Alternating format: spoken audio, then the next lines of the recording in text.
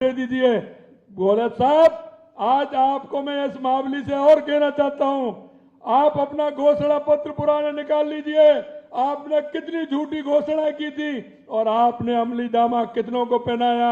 ये मोदी जी की गारंटी है। आपकी गारंटी क्या है? आप कहते हैं गारंटी का सब हमसे लिया है।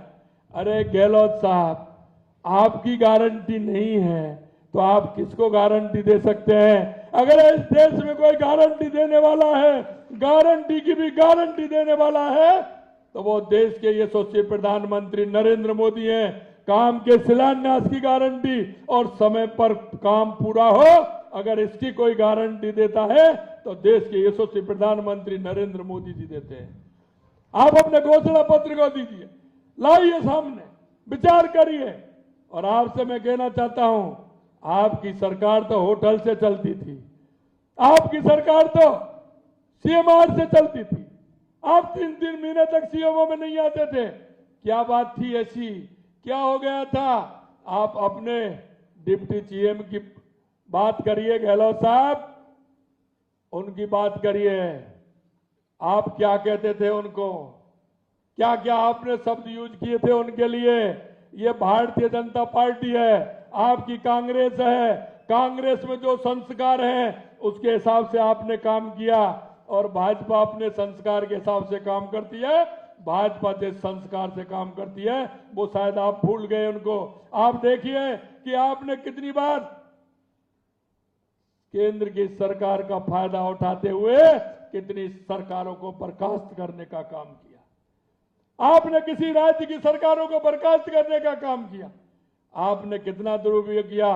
पहले अपने गले भान में झांकिए, गले भान में झांक करके देखिए कि हमारी कांग्रेस सरकार ने क्या क्या किया है।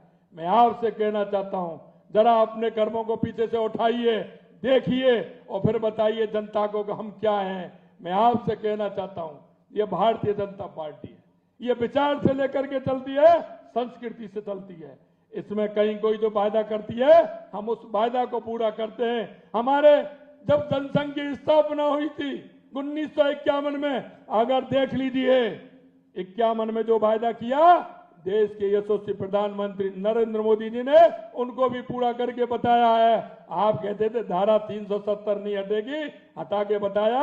ये नरेंद्र मोदी जी का कमाल है कि हमारी सरकार जिस तरह से माननीय हमारे अध्यक्ष जी ने, माननीय गुलाब जी भाई साहब ने कहा था, हमें पता है। जिस तरह से महाराणा प्रताप का उन्होंने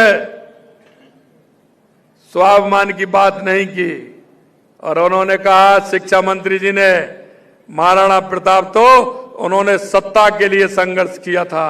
अरे सत्ता के लिए नहीं, अपने मुल्क के लिए, अपने देश के लिए महाराणा प्रताप ने संघर्ष किया था।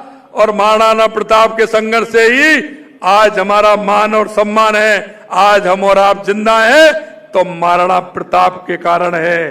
कभी इस दुनिया में अकबर महान नहीं हुआ।